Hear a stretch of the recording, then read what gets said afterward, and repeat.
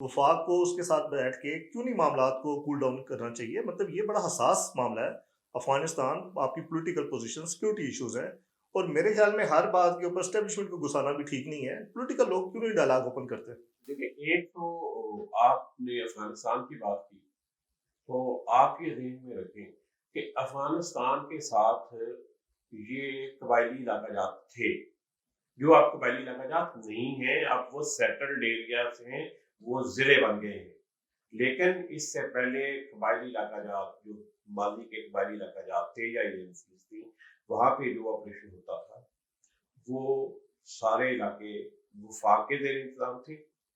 وہاں پہ کوئی بھی کارروائی کرنے کے لیے وفاق کو یا اسٹیبلشمنٹ کو صوبے سے یا صوبائی حکومت سے پوچھنے کی ضرورت نہیں ہوتی تھی۔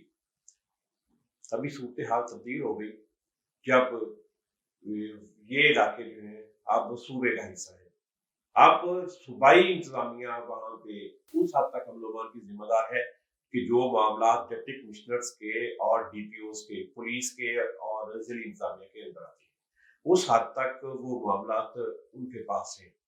لیکن جو معاملات ان کے پاس نہیں ہیں، ڈیفینس فورسز نہیں ہیں، ہمارے فوجی معاملات نہیں ہیں، ہمارے سیکورٹی ایشوز نہیں ہیں، یہ سارے وفاق کے تحت ہیں۔ تو وفاق کو ان معاملات پہ وزیر اعلیٰ کو ساتھ لے کے چلنا چاہیے، مشاورت کا رستہ اوپن کرنا چاہیے، بات چیت کرنی آپ چاہیے۔ دیکھیں، ہمیشہ سے یہ ہوتا رہا ہے، سوائے ان چند مواقع کے جہاں پہ اسٹیبلشمنٹ کے ذمہ داران کو پارلیمنٹ میں بلایا نہیں گیا، بلکہ وہ پارلیمنٹ میں آئے، انہوں نے پارلیمان کو بریفنگ دی سیکورٹی ایشوز پہ۔ اس کے علاوہ جتنی بھی بریفنگز ہوتی ہیں، جتنی بھی بریفنگز ہوتی ہیں، وہ ساری کی ساری ان کے پاس ہوتی ہیں۔ یہاں پہ وزرائے اعلیٰ بھی جاتے ہیں، وہاں پہ گورنرز بھی جاتے ہیں، وہاں پہ وزرائے اعظم بھی جاتے ہیں، پریزیڈنٹ بھی جاتے ہیں۔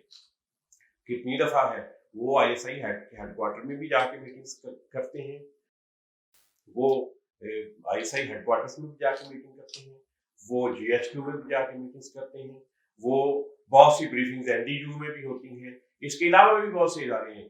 لیکن پہلی مرتبہ آپ دیکھیں، آپ کسی ایک معاملے پہ کسی کو کوئی نیچا نہیں دکھا سکتے کہ جب آپ اس مائنڈ سیٹ کے ساتھ بیٹھتے ہیں کہ آپ نے دوسرے کو نیچا دکھانا ہے، تو پھر معاملات آگے نہیں چلیں گے۔